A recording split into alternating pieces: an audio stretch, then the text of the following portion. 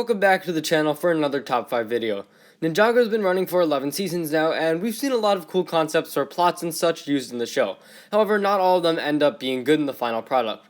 While it may sound awesome on paper, the show can't always make it that way in the final season.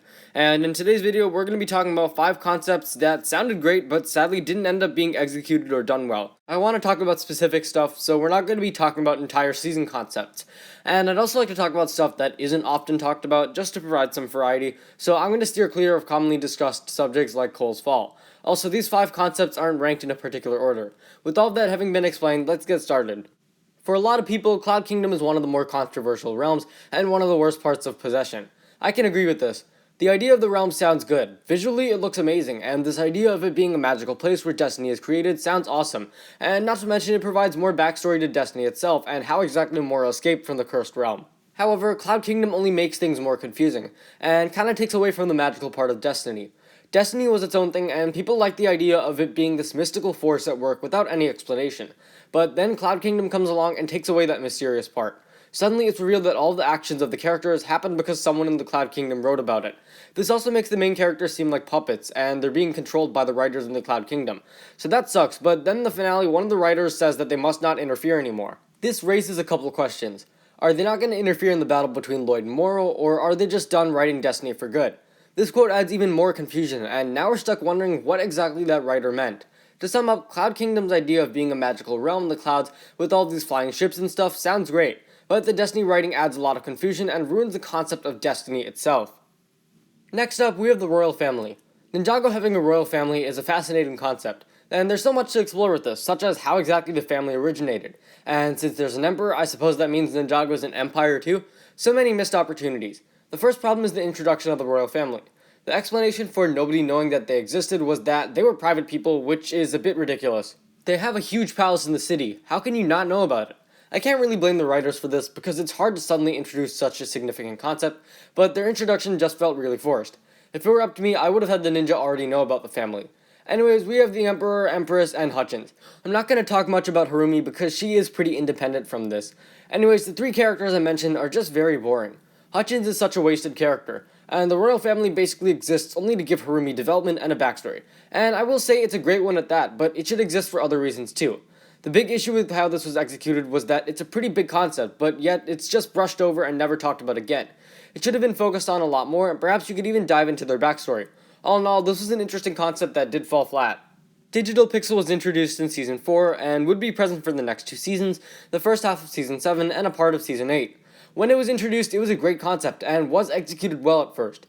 This was an excellent way to link Pixel back to Zane, and also wonderfully complemented the are we compatible idea. It was a great exploration into technology as well. Having Pixel be there to comfort Zane and guide him through conquering his fears was great. However, things go downhill in the next 2 seasons. Zane and Pixel's relationship begins to change a lot, and get worse.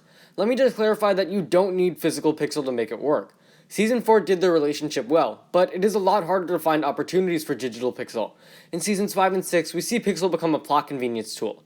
Season 4 did this too, but to be fair, this was the first season of it, and so introducing these elements was necessary. In these next seasons, Pixel continues to serve as a tool to detect enemies, tell Zane what to do, and try to fix him whenever he malfunctions. With Pixel having become a servant for Zane rather than his love interest, their relationship lost what made it special. And the other issue is that this just went on for too long. Digital Pixel should have been finished with in Season 6. It got really boring after Season 4, but I'm really glad Pixel is physical now.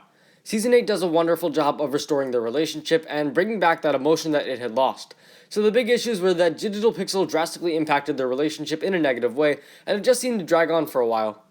Oni Garmadon is next. There are a variety of issues with how this was executed, but first I'll explain why this was a cool concept. Garmadon's Oni side having been brought back was awesome and all, and then we see his inner conflict in Season 9 as he struggles to control the city. Imagine Garmadon wanting to eliminate this inner conflict by transforming into an Oni, only to find that it is his heart that has the conflict, not who he is physically. This is kind of what happens in Season 10, but very lame. The first issue is the design. I mean, look at him, he just looks hilarious. Garmadon becoming an Oni should be something scary, but my first reaction is not fear. Instead, I feel like bursting into laughter. Let's compare to Overlord Garmadon, a similar instance. With Oni Garmadon, they took his face and put it on an Oni mask. Then they gave him a staff and some weird looking horns. With Overlord Garmadon, they give the guy fingers, turn his head into a creature that resembles a prehistoric monster, and change his entire body structure. This was actually scary. With Oni Garmadon, there should have been a lot more changes. If you're trying to illustrate that change, then don't take Garmadon's face and put it on an Oni mask. Give him something new. Overlord Garmadon is the perfect middle ground. It resembles him, but barely. Oni Garmadon looks too similar to normal Garmadon, and his face looked very odd on the Oni mask. My suggestion would have been to have changed the torso a bit and make his face resemble the other Oni more, but with red eyes instead. The other issue is that this is a pretty important development, but just crammed into the episode and never mentioned again. Oni Garmadon is a significant concept and needed to be a lot more focused on. I would have, as mentioned earlier, had Garmadon trying to become an Oni throughout seasons 9 and 10 to vanquish his conflict. But yeah, the big problems I have with Oni Garmadon are the lack of originality in design and the lack of focus to this interesting concept.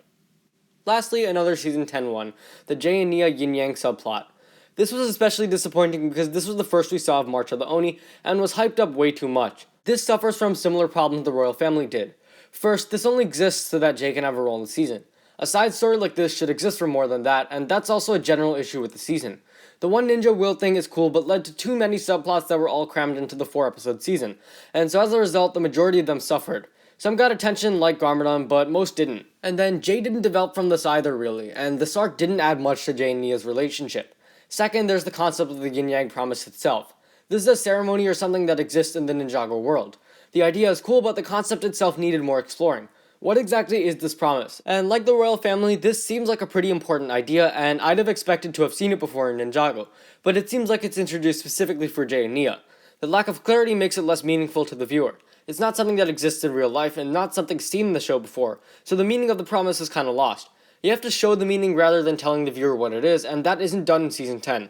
As I've said, it is hard to introduce these kinds of concepts, and I do realize that, but I would have just had it been something more familiar to the viewer. And that would have been marriage. We all know what marriage is and how significant it is, and so having Jay and Nia, the original Ninjago ship, finally getting married would have meant a lot more. Anyways, this subplot was disappointing. It didn't add anything to the relationship, and the concept of the Yin-Yang Promise needed to have more explanation and meaning. So that's going to be all for this video. I hope you guys enjoyed my look at 5 good concepts that were poorly executed. Thanks for watching. If you guys enjoyed, be sure to leave a like, subscribe, and share with anyone and everyone you know. Comment your own poorly executed concepts or ideas, and I'll see you next time.